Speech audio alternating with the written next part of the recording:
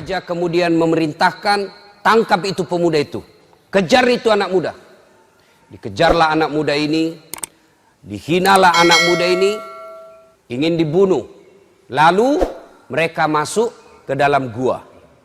Sebelum mereka tidur, 7 pemuda ini berdoa kepada Allah, ya Allah, lindungi dan selamatkan kami. Tidurlah mereka. Begitu mereka terbangun, bakuliah berapa lama kini tidur di? Berapa lama orang tidur? Apa kata yang satu? Dia bilang, baru piji kemarin. Nah bilang, tidak, metaki emetin roye. Cobalah, kau keluar pergi beli sesuatu. Dikasihlah uang itu 1 orang, piko beli di warung. Pergilah beli ini di warung. Begitu dia bayar, apa kata tukang warung? Bos, ini uangmu 309 tahun yang lalu ini laku. Dia bilang, agak toh si masa aja itu iko. Dia bilang, ini uangmu ndak laku ini. Nah baru pak kemarin ini. Dia bilang, tidak, ini uangmu berlaku 309 tahun yang lalu. Berapa lama dia tidur pak? Ternyata bukan 1 hari, bukan 1 tahun, bukan 100 tahun, berapa? 309 tahun. Tidak masuk di akal. Tapi kalau Allah yang mau, terjadi. Ada di sini pernah tidur 2 hari? Ada? Tidur tidak bangun-bangun? Kecuali kita koma atau sakit, tidak pingsan. Tapi kalau tidur 2 kali 24 jam, bangun pasti pusing kita. Tidak masuk akal. Tapi kalau Allah yang mau, pasti terjadi. Tidak percaya, buka surah Al-Kahfi. Masih tidak percaya, berhenti bagi jadi Islam. Kisah kedua, Ibrahim alaihissalam. Dakwah, la ilaha illallah, tiada Tuhan selain Allah, jangan sembah kecuali Allah. La ilaha illallah, Ibrahim Rasulullah. Tapi bagaimana reaksi pengusaha penguasa pada saat itu? Ini ajaran Ibrahim, ajaran sesat. Tangkap dia, kejar. Tangkap. Masih ingat kisahnya Ibrahim? Kan Ibrahim alaihissalam rajanya waktu itu Namrud. Raja Namrud ini dia punya kebiasaan, tradisi, agama nyembah berhala. Siapa yang membuat sembah berhala itu? Bapaknya. Coba, Ibrahim alaihissalam nabi, la ilaha illallah, tiada Tuhan selain Allah, justru bapaknya bikin patung berhala. Ketika Ibrahim mau lawan bapaknya, agak tahu sih mbokku ya. Orang la ilaha illallah, nah dia pergi bikin patung berhala. Akhirnya apa? Ibrahim mau lawan bapaknya. Ketika Ibrahim mau lawan bapaknya, ditegur sama Allah. Ibrahim sadar kok, bapakmu itu. Tapi dia nyembah berhala, tapi itu ambokmu. Aja muewai, tapi dia nyembah berhala. Allah berfirman, lebih baik kau yang mengalah. Kau yang keluar dari desamu. Jangan kau lawan bapakmu.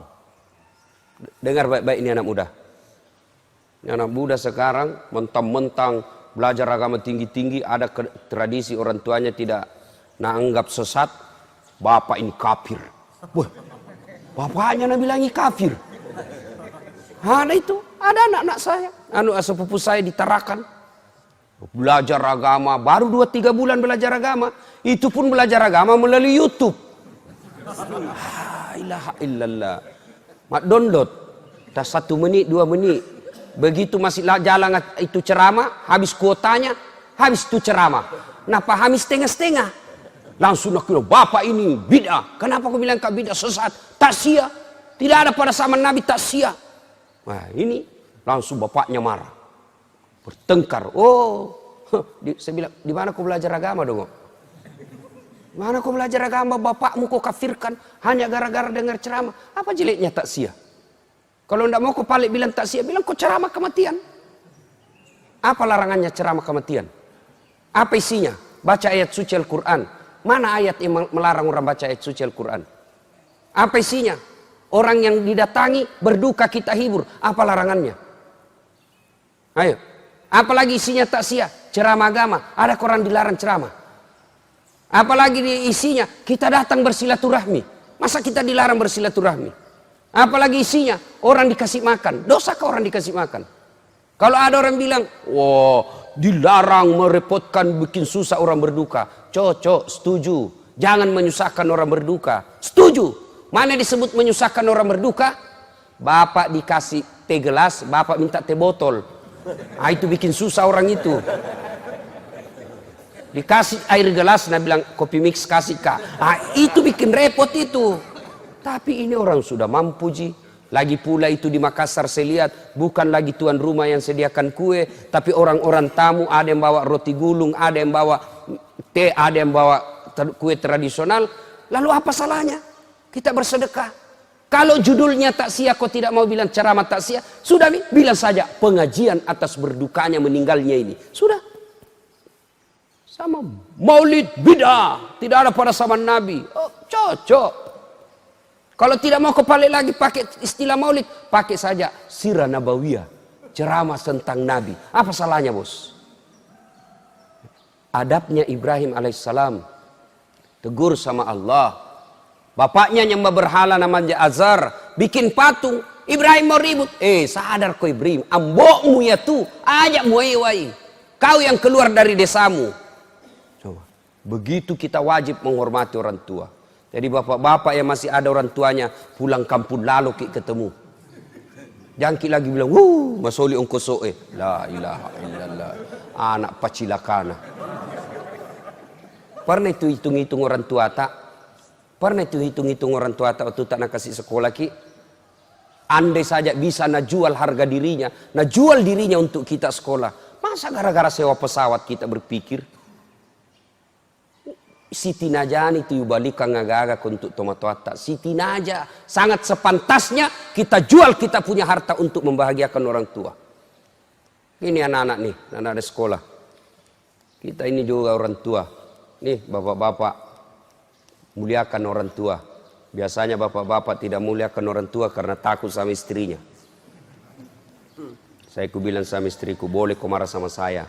Boleh kau maki-maki saya, boleh kau lempar kepalaku, yang penting tidak nak kena. Toh, satu yang tidak boleh, jangan lalu kau atur-atur ke soal orang tuaku. Jangan pernah saya dengar kau menyakiti perasaan orang tuaku. Begitu saya dengar kau sakiti perasaan orang tuaku, wabillahi taufiq wal hidayah. Toh, belum tentu kita jodoh sampai ajal, tapi yang namanya orang tua tidak ada istilah bekas. Belajar dari Ibrahim alaihissalam. Nah, lanjut kisah. Ibrahim alaihissalam akhirnya Raja Namrud pergi berburu. Ibrahim alaihissalam pergi berburu, Raja Namrud pergi berburu, Raja Ibrahim masuk di, ya kayak tong kira-kira kalau kita orang Islam, masjidnya. Rumah berhalanya Raja Namrud, dia hancurkan semua itu berhala-berhala. Ambil ikan pak, nawasai manang pak. Pak, nak cepuk kepalanya, pak, nak hancurkan kakinya, nak patahkan lehernya. Satu nak tinggal. Itu berhalanya Namrud yang paling besar, berdiri dan kebetulan tangannya begini. Wah, itu Ibrahim kampaknya nak simpan di tangannya Raja Namrud. Naikai. Itu kampak, wase, naikai di tangannya. Datang Raja Namrud berburu. Masuk rumah ibadahnya, wih kaget, ini mana yang tomat tak kasih, ini mana yang tak kasih Tuhan, siapa yang hancurkan Tuhan kita, siapa yang hancurkan kepalanya, sebarkan intel. Oh ternyata informasi tahu Ibrahim yang lakukan. Ibrahim sidang, di sidang, lalu dinyatakan Ibrahim menurut penelitian dan pemeriksaan kamu yang hancurkan Tuhan kami. Nah bilang Ibrahim, siapa bilang? Bukan saya. Kandalakah kalau saya? Tentu dalam hadis tidak ada bilang kandal. Dalam cerita tidak ada bilang kandala. Tahu aja enggak? Bukan saya. Apa kata Ibrahim? Bukan saya. Ini. Nah ini boleh tulis namanya ini. Nah bilang bukan saya. Ini. Kata ininya, ini menunjuk dirinya. Meskipun tangannya menunjuk patung. Bukan saya. Ini. Nah ini boleh tulis namanya ini.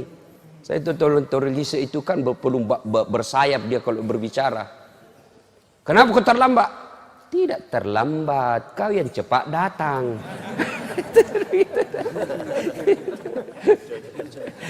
Ibrahim alaihissalam bilang bukan saya, ini.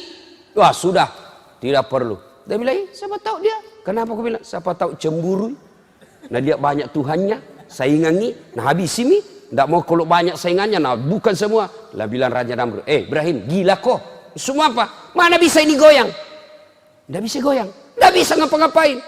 Kenapa paling kau sembah? Yang gila saya atau kamu? Oh tambah marah. Ada ton cerita soal gila-gila ini, cerita warung kopi. Cerita warung kopi gini. Ada satu komplek orang kaya semua di dalam. Orang-orang sibuk. Ini Pak Doja tiba-tiba bikin geger satu komplek. Kenapa?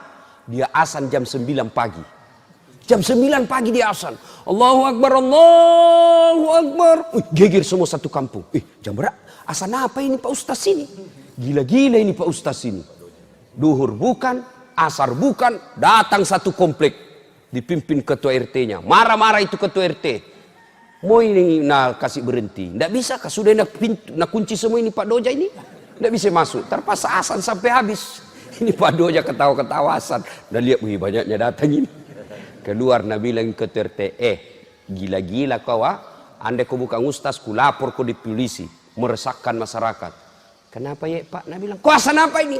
Subuh bukan, duhur bukan, asar bukan. Kau azan apa? Oh, gila ini. Bilang begini Pak.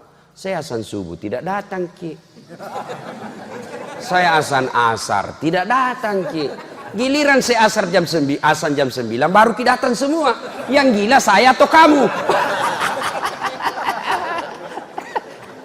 Ini cerita warung kopi ya. Jangan sampai kita praktek lagi di sini.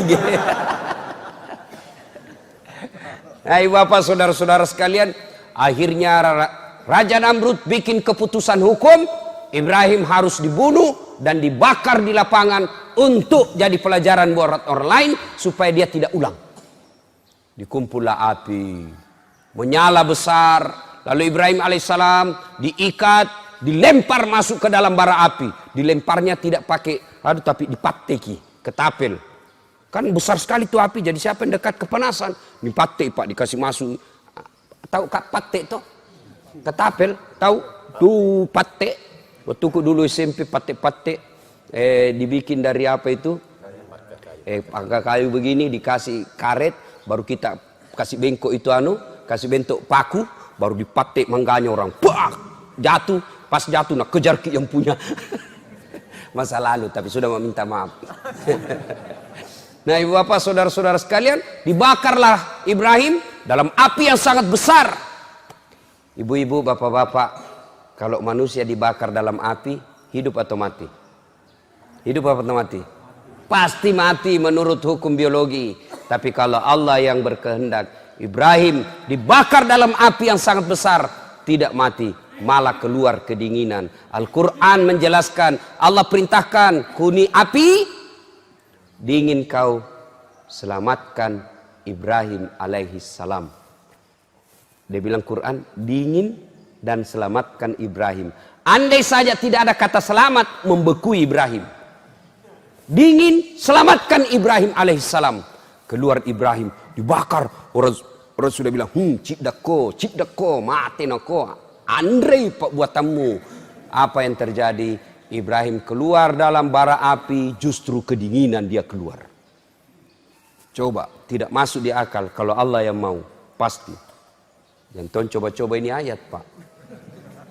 Ada mahasiswaku, nak bilang bohong-bohong ini Pak Ustaz. Kenapa aku bilang kak bohong? Nak bilang, ku coba itu ku kasih ku baca itu ayat, baru ku tes tanganku di atas kompor gas. Kenapa? Dia bilang, halus sih. Ku bilang bukan ayat yang salah, kau yang dongo. Itu ayat untuk Nabi Ibrahim. Jangan lalu kau coba-coba, hangus kau itu. Nah, tidak masuk akal. Kalau Allah yang berkehendak, pasti terjadi. Kisah lain lagi.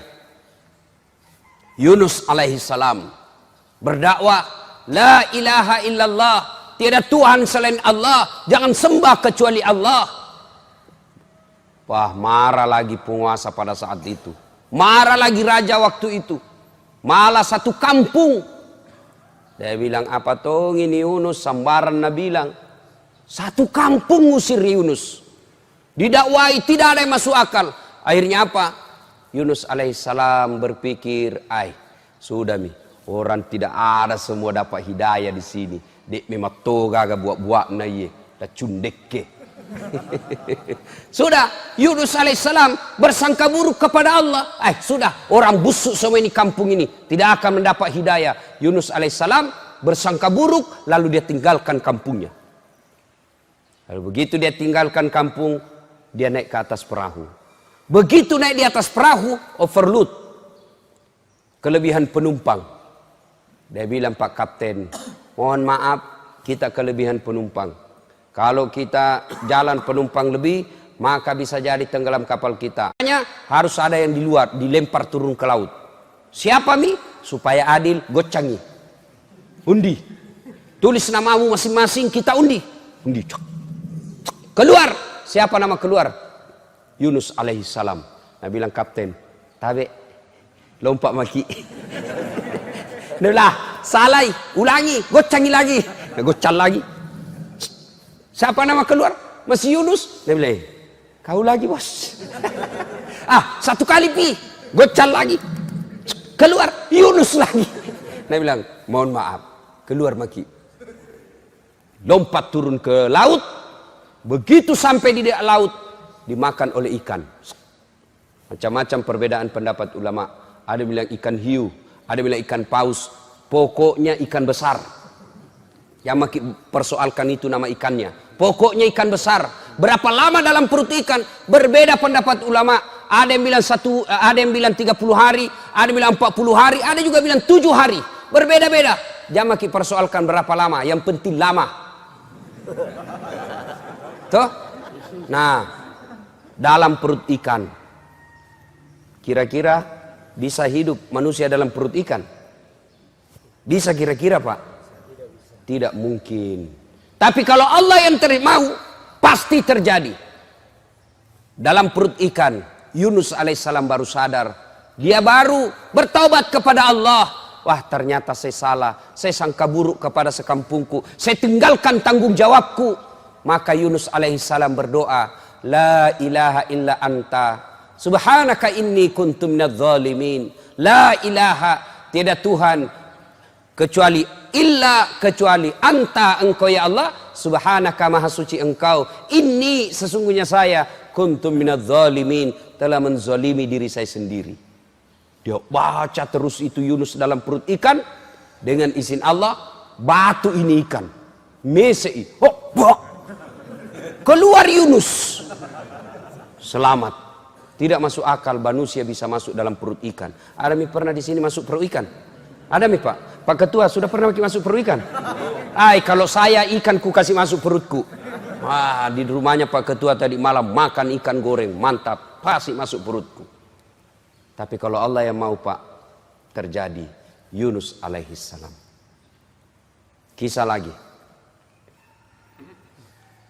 Isa alaihissalam. La ilaha illallah, tiada Tuhan selain Allah. Isa Rasulullah, jangan sembah kecuali Allah. Dan Isa adalah utusan Allah. Apa yang terjadi? Masya Allah. Sebelumnya Isa, seorang perempuan, ya, lahir tanpa suami. Ibunya maksudnya. Saya tanya, bapak-bapak, bisa enggak perempuan hamil tidak ada suaminya? Tidak pernah ketemu, tidak pernah disentuh laki-laki. Bisa?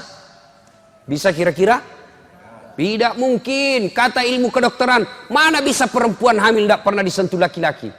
Tapi kalau Allah yang mau, Siti Maryam, wanita suci, tidak pernah disentuh laki-laki, sekalipun tidak pernah disentuh laki-laki, hamil melahirkan Isa alaihissalam. Coba, cuma sekarang banyak perempuan mau saingan Siti Maryam. Tidak ada suaminya, melahirkan, beleng-beleng. Nikah kok baik-baik. Apa gara-gara apa ini orang banyak begitu Pak? Uang panai. Gara-gara ini tradisi kita yang tidak betul. Yang perlu banyak itu mahar, bukan uang panai. Kalau uang panai habis saja untuk hura-hura. Tapi kalau mahar menjadi modal kerja. Mahar seperangkat alat sholat, baru tidak pernah dipakai. Yang perlu mahar 40 juta. Untuk apa ini mahar? Ini haknya istri. Tidak boleh diganggu mertua, tidak boleh diganggu orang tua, tidak boleh diganggu suami sekalipun tidak boleh ambil. Mahar namanya itu. Sudah menikah, tiba-tiba punya rumah. Boleh ambil. Dia bilang suaminya, Dek, ada dulu itu mahar. Kasih gitu. Pinjam Kak dulu sayang. Kita bikin uang DP biliki rumah. Tidak enak kita tinggal terus sama mama. Repot kodon dari kecil kita dikasih repot. Masa sudah makin berkeluarga kasih repot lagi.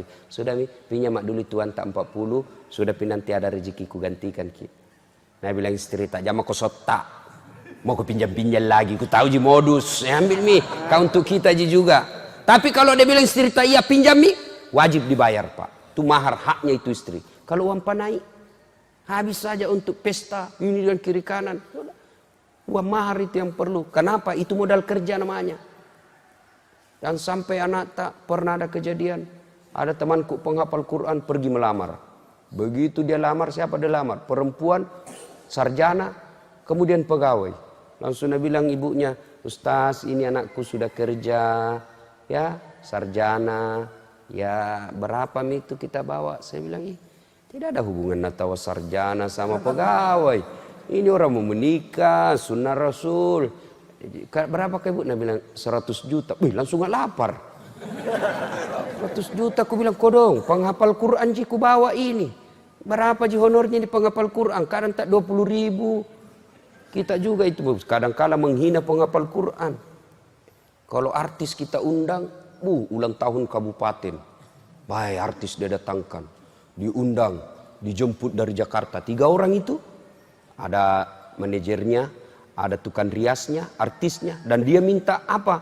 Tiket pesawat eksekutif bisnis kelas. Minta hotel bintang 5. Dikawal pakai tentara polisi. Dimuliakan. Sampai dia carata bawa ji alamat palsu. Alamat palsu ji menyanyi-nyanyi. Kelihatan dadanya, kelihatan pahanya. Nggak tahu nak kasih pegang kipak, nak kasih lihat-lihat je kisahnya. Oh, nak lenggok. Itu. Dia coba itu artis. Nah, sudah itu pulang dikasih uang 70 juta 100 juta dikasih. Padahal datang dia bikin kaki dosa. Masa 100 juta dibayar masuk neraka? Ayo. Datang dia bikin kita lupa sama Tuhan. Dimuliakan. Sampai di Jakarta uang 100 juta. Nah pakai dugem. Nah pakai narkoba. Nah pakai mabuk. Uang tak 100 juta. Nah pakai maksiat. Giliran penghafal Quran kita undang. Berapa kita kasih? 50.000. Ndak nak jemput tompak ojek nak kirim. Piko jemput ipa ustaz. Naik mi kita motor tua lagi kasihan. Tak gantung-gantung kaki tak di belakang. Kenapa rusak yang nak stang kaki nak di belakang? Tak gini. Ma ilaha illallah. Coba maki hujan lagi. Satu mantel sedek diuduai. La ilaha illallah. Sampai midek sedikit lagi. Sampai ini tu leher tak. Sampai cek depi ustaz. Sampai lagi kasihan. Panas lagi mak barasanjoran 1 jam. Sallallahu alaihi Muhammad busa-busa kalepa. La ilaha illallah. Begitu selesai, tabe ustaz, berapa? 25.000. Bunyok-bunyok. Dia bilang suaminya, 1 jam ku itu nak doakan Pak Ustaz, berhujan-hujan datang, nak tinggalkan sawahnya. Masa 25.000 ku kasih? Nah bilang istrinya, tambahin aku balik di situ jalan kote sama pisang. Hancur tuh kurasa nasibnya kodong penghafal Quran. Bagaimana tahu anak tak pak? Bagaimana anak tak mau belajar agama? Kalau dilihat motivasi dunianya tidak ada. Nah bilang tuh jam aku jadi ustaz deh apa itu? Dia menderita. Tidak ada yang perumah. Itu tahu anak tetangga 1 jam pergi menyanyi lompat-lompat di panggung dapat mi motor pulang. Coba bedek kalau dijemput pakai Mercy, mobilnya sendiri Mercy, di atas sempat istrinya, cantik-cantik dan muda. Kaya, jadi ustaz kau nak. Kenapa? Lihat kau itu mobilnya Mercy 4 istrinya cantik-cantik lagi. Tapi ini dibonceng motor. Hujan kasihan, dibonyok-bonyok topa duit. Bagaimana anak tak mau belajar agama? Dan itu kalau kita kasih itu orang penghafal Quran, dia tidak salah gunakan. Itu menjadi darah dagingnya dia makan bakso. Jadi darah daging penghafal Quran. Bapak meninggal masih dapat kiriman amal. Kenapa? Karena darah daging yang bentuk itu orang penghafal Quran dari sedekah. Itu jangan kita terlalu pelit kalau untuk perjuangan dakwah. Nah, ibu bapak saudara-saudara sekalian. Nah, kita lanjut lagi ya. Nah, apa yang saya sampaikan semua tadi ini semua ada dalam Quran. yang paling dekat contoh dengan kita. Nabi, la ilaha illallah Muhammad Rasulullah, tiada Tuhan selain Allah, Muhammad Rasulullah. Marah seluruh pembesar-pembesar Quraisy. Barang ini Muhammad, 4 saja Tuhan tak masih setengah mati ki. Apalagi 1, siapa yang urus ki? Kan itu waktu sebelum Nabi itu 4 Tuhannya orang Arab. Latta, Manat, Uzza dan Hubal. 4 Tuhan tak, nah masih susah ki. Kau bilang 1, bagaimana kita mau hidup baik-baik? Nah 4 saja urus ki, susah. Akhirnya Nabi hijrah, diusir, kejar, masuk gua Hira. Masuk dalam gua Hira dikejar. Allah turunkan pertolongan. Apa yang Allah turunkan? Bukan malaikat, bukan tentara manusia, tapi apa? Bukan burung ababil. Apa yang Allah turunkan? Sarang laba-laba. Laba-laba. Tahu laba-laba? Nah, bahasa Perancisnya garangkang. Ini laba-laba bikin sarang di mulut gua. Begitu didapat sama Abu Jahal, Abu Jahal bilang, tidak mungkin ada manusia di dalam. Kalau ada manusia Muhammad di dalam, pasti tidak ada ini sarang. Pasti ini robek. Bayangkan Pak. Pendekar-pendekarnya Arab jahiliyah waktu itu.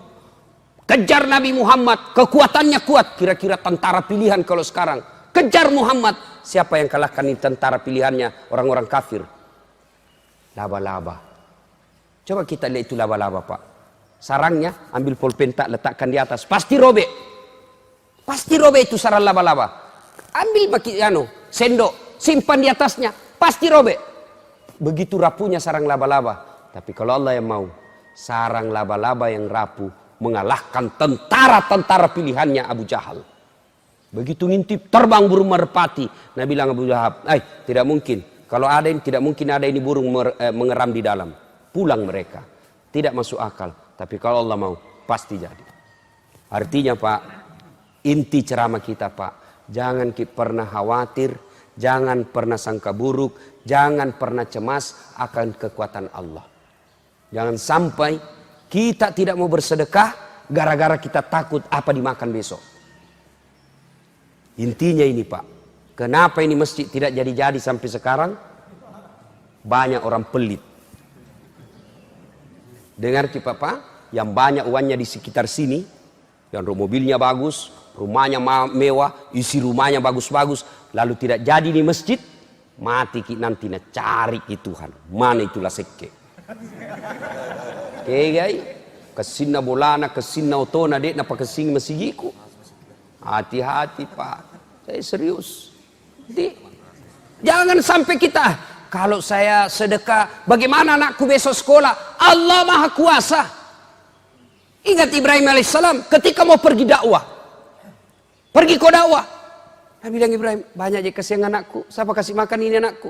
Ini siapa yang kasih makan saya punya anak ini? Allah berfirman, belah kau itu batu. Ambil kau kampak, dia kampak. Terbelah. Apa maksudnya? Belah lagi. Kampak. Sampai 3 kali. Ibrahim mendapati ulat. Ulat. Tahu ulat toh? Nabi Allah bilang, kalau bahasa kita, lihat kau Ibrahim. Lihat kau itu ulat. Tidak ada kakinya. Tidak tangannya, tidak sarjana, tidak pernah kursus.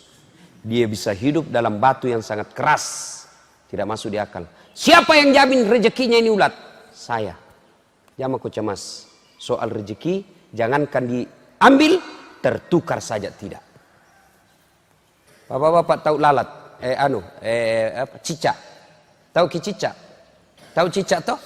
Apa namakan cicak? Nyamuk. 1 terbang, 1 tidak. Masuk akal tidak bisa cicak makan nyamuk.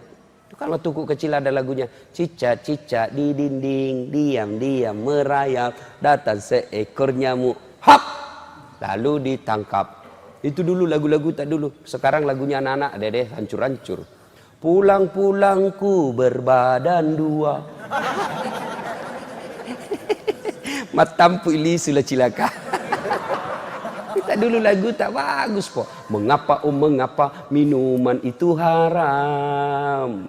Karena merusak kepikiran. Itu lagu tak dulu bagus bos. Katakan Tuhan itu satu, tididing. Itu lagu-lagu dulu Pak. Sekarang lagu-lagu ada deh lagu panrasu-rasu. Gimana anak tanda rusak otaknya. Sangin nafsu na cerita. Ya. Ibu bapak saudara-saudara sekalian. Kalau Allah yang mau, jangkik cemas.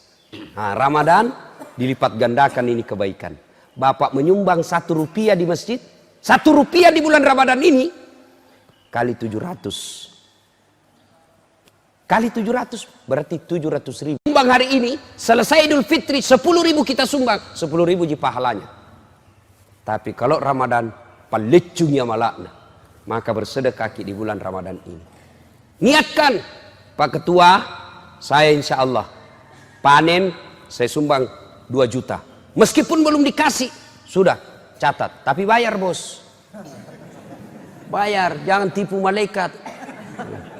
Allah tahu. Meloklah dekat je Ustaz, saya mau sekali tapi belum pi panen. Sudah, suruh catat panitia. Saya 10 juta. Pak, pernah dengar kisah di pintu depan pintu surga? Ada 4 manusia bertengkar. Kenapa? Mereka masing-masing mau masuk surga nomor 1. Siapa mereka? Orang kaya pemurah, Haji Mabrur, orang mati syahid, ulama. Bertengkar. Nabi bilang ulama, saya dulu mau masuk, ditarik sama orang kaya. Ih, saya dulu. Begitu orang kaya mau masuk, ditarik sama orang mati syahid. Begitu orang mati syahid mau masuk, ditarik sama ulama. Saya dulu. Nabi bilang Tuhan, malaikat, piko periksa. Kenapa itu orang 4.000 depan pintu surga? Kenapa dia merasa? Sudah, turun malaikat. Periksa satu-satu. Tersangka pertama, maju. Kamu, kenapa kau merasa nomor 1, berhak nomor 1 masuk surga? Malaikat, saya dulu ini kaya kak, waktu di dunia. Tapi saya kaya dermawan. Ada masjid dibangun, saya bantu. Ada anak yatim, saya tolong. Ada janda-janda tua, saya selamatkan. Ini bapak-bapak juga. Begitu cerita janda. Berani ki. Coba nih, Nabi bilang istri, coba pasti runtuk ke nenekmu.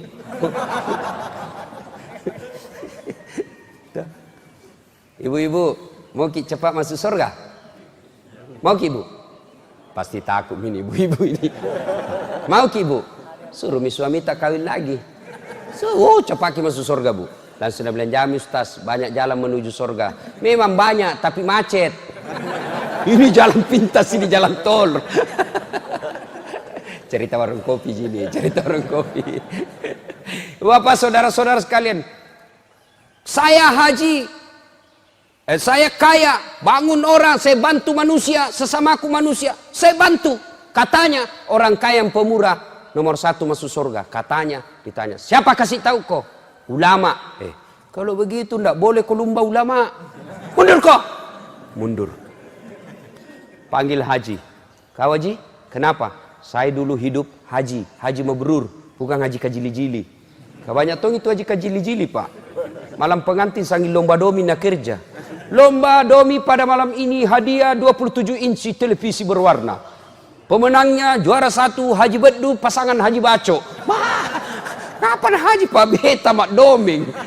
Haji kajili-jili. Itu haji. Lomba tadarus haji. Itu cocok itu.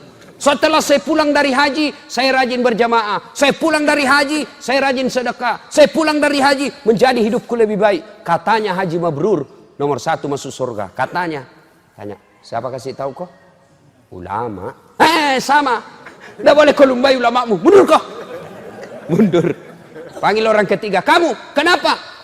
Jibril, saya dulu mati syahid kak. Ada yang hina agama, ada yang hina nabi, ada yang melecehkan kitab suci. Saya perang di Palestina. Mati saya kena peluru. Katanya orang mati syahid nomor 1 masuk surga. Katanya sih. Siapa kasih tahu kok? Ulama. Sama. Mundur kok. Tidak boleh kulumbai ulamamu, madosa kok, mabusuk kok. Panggil nomor 4. Kamu, kenapa tonsel kau merasa nomor 1? Nah bilang, saya yang itu tadi ulama, nah cerita semua. Saya lah Ustaz Dasat. Oh, kau Ustaz. Tapi Pak Ustaz. Masuk baki. Dalam Ustaz. Alhamdulillah. Bajik tanam, alhamdulillah. Begitu dekat pintu surga, astagfirullah. Nabi bilang yang 3, apa kau lagi talekang, istighfar, disuruh mau kau masuk. Masuk aku cepat. Dia bilang, tunggu dulu malaikat. Betul saya dakwai mereka. Betul saya beritahu mereka. Betul saya ceramai mereka. Tapi saya bisa jadi ustadz karena jasa-jasanya orang kaya. Saya jadi ustadz, ada orang kaya kasih saya duit, beli buku, tempatku saya belajar.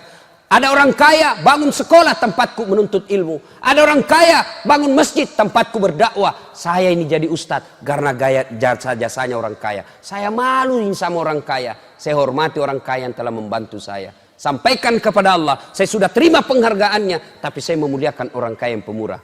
Tapi biar kita dulu, Dain. Masuklah orang kaya yang pemurah ke dalam surga. Orang kaya yang pemurah kelak di akhirat nomor 1 masuk surga.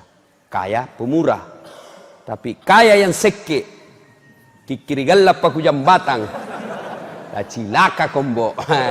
Nomor 1 masuk kemana? Ke neraka. Terserah kita, Pak, mau pilih mana?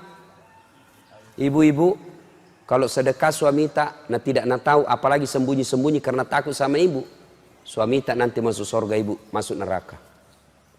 Jangan kita terlalu pelit, Pak. Bayangkan, Pak Ketua, saya sumbang 10 tegel, 10 sak tegel, paling 2-3 juta. Oke, selama itu tegel dipakai sujud, Pak, maka selama itu mengalir amal tak, itu disebut amal jariah. Itu tegel di rumah tak, tidak ada gunanya. Ustadz, saya bantu semen 50 sak, 5 kali 5, 25, 2.500.000, Pak. Tidak nak kasih miskin gitu 2.500.000. Mari bantu ini masjid pembangunannya, Pak. Saya tidak punya uang, Ustadz, bantu dengan tenaga. Ada kerja bakti, kita datang angkat-angkat. Saya tidak punya tenaga, Ustadz, karena sibuk. Oke, bantu dengan kekuasaan. Saya ketua DPR, saya wakil bupati, bantu dengan jabatan kita. Apa? Proposal terima. Bantu dengan kekuasaan kita. Saya tidak punya kekuasaan, saya tidak punya uang, saya tidak punya tenaga, tapi saya punya otak, saya mahasiswa. Oke, kau yang gambar itu desainnya. Pakai ilmumu, gunakan komputermu untuk bikin surat-suratnya. Dan berpartisipasi. Saya juga bukan mahasiswa, saya tidak punya apa-apa, tidak punya uang, bukan juga pejabat. Bantu dengan cara apa? Diam. Diam kok. Jangan kau banyak bicara, cilaka. Tidak pernah Tommy datang di masjid. Tidak pernah Tommy masumbang. Mako bawa nolah seke. Mega bicaramu. Oh, tidak begitu. Banyak itu yang begitu. Dede, iko na tu na belender matu setang. Ayo Bapak Ibu saudara-saudara sekalian, andai saja kita lihat itu pahalanya itu sedekah, Pak. Kita jual semua itu harta tak untuk sedekah. Demi Allah, tidak ada orang bangkrut gara-gara sedekah. Percaya kita. Apalagi masih Ramadan ini. Niatkan kita, Pak. Pak Haji, saya 5 sak, saya 1 sak semen. Itu sudah sedekah. Jangan kita terlalu pelit. Adik-adik belajar kita sedekah dari kecil. Belajar sedekah dari kecil. Dan Alhamdulillah, orang yang rajin bersedekah nanti nomor 1 masuk surga. Ya Bapak, saudara-saudara sekalian, inilah tausiah kita pada taklim kita kali ini. Mudah-mudahan ada manfaat. InsyaAllah kehadiran kita akan menjadi amal kebaikan dan bekal untuk di akhirat kelak. Terima kasih Pak Ketua yang mengundang saya datang ke tempat ini. Mudah-mudahan apa yang Pak Ketua kurbankan, apa yang Pak Ketua untuk mendatangkan Ustadz. Karena kalau bukan Pak Ketua, Pak, tidak bisa hadir di sini. Pengurus masjid mau undang, tapi Ustadz sibuk, Kak. Tuh, pembeli tiketnya mahal, tuh. Dia bilang, ya makin neti ya, pesawat Ustaz, naik mobil maki, aja 12 jam. Mabuk orang, wow, masa Ustaz mabuk-mabuk mau ceramah, Pak. Alhamdulillah, ada anggota dewan kita yang mau datangkan Ustaz, alhamdulillah ya. Kita doakan Pak Ketua, Pak Wakil Bupati, Pak Wakil Bupati hebat tong kuliah ini menjadi kelompok hijrah. Pagi-pagi nak kirimi saya video ceramah. Ku bilang hebat tong ini Pak Wakil ini ustaz nak ceramai. Alhamdulillah masih muda ya. Kita saling mendoakan. Mari kita awali doa kita ini dengan meringkan surat Fatihah. Khasiat dan keutamanya kita ikhlaskan untuk orang tua kita masing-masing.